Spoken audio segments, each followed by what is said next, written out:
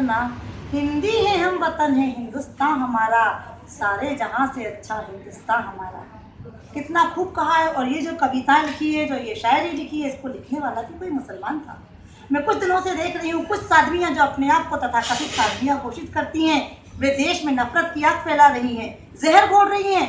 हमारी भारत माता की फिजाओं में, हमारे भारत माता की हवाओं में नफरत फैल रही है, सांप्रदायिकता की आग घोल रही है और दंगा कराने की पूरी स्थिति बना रही है। क्या आवश्यकता है कि हमको मुस्लिम विहीन भारत चाहिए? यह सेंटेंस कहना कितना बड़ा पाप है। इस सेंटेंस पे कितने सारे आरोप लग सकते हैं, कितना सारा एफआईआर हो सकती है, कितना विरोध हो सकता है।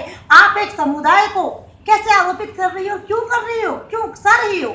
शांति से रहने दीजिए। आज देश को शांति की आवश्यकता है, अमन की आवश्यकता है। आज देश को शांति, अमन, भाईचारे, प्रेम की आवश्यकता है, नफरत की आवश्यकता नहीं है। भाइयों बहनों, नफरत तो वैसे ही बहुत फैली हुई है।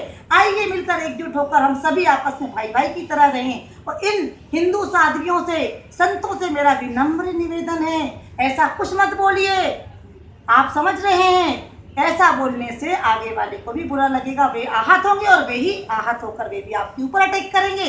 तो आज हमारे मोदी भाई भी जहां अल्पसंख्यक मोर्चा बनाकर सबको एकजुट करने की तैयारी कर रहे हैं, तो कुछ तथाकथित साध्वियां क्या बेवकूफ़ी की बात कर रहे हैं कि हमको मुस्लिम विहीन भारत चाहिए। क्यों चाहिए?